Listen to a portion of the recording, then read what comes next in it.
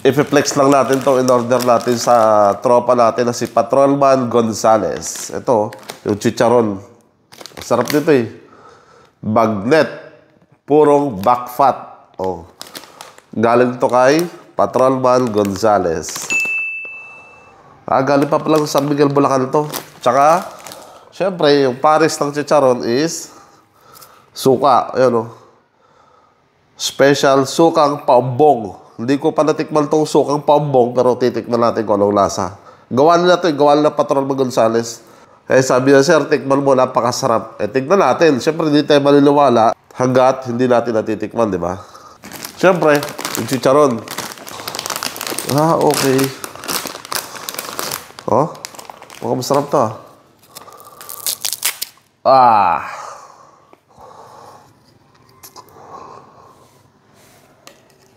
Tikman natin masarap talaga.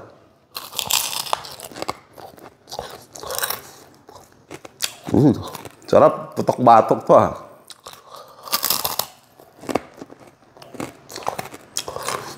Sarap.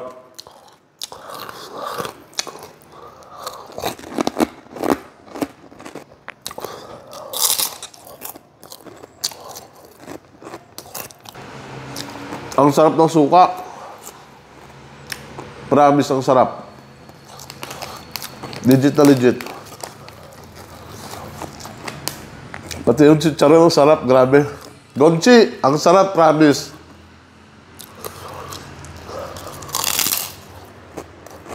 Grabe.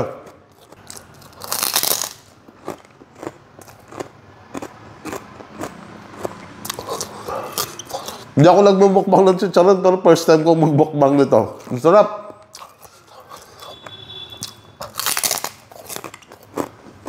Ito yung suka nila, yung sukang special, sukang paumbong ni Gonchi.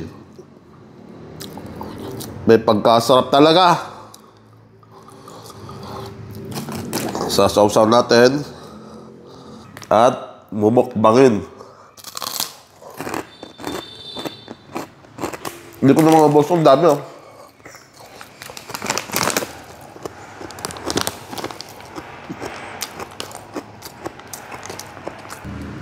Grabe guys, sobrang legit talaga.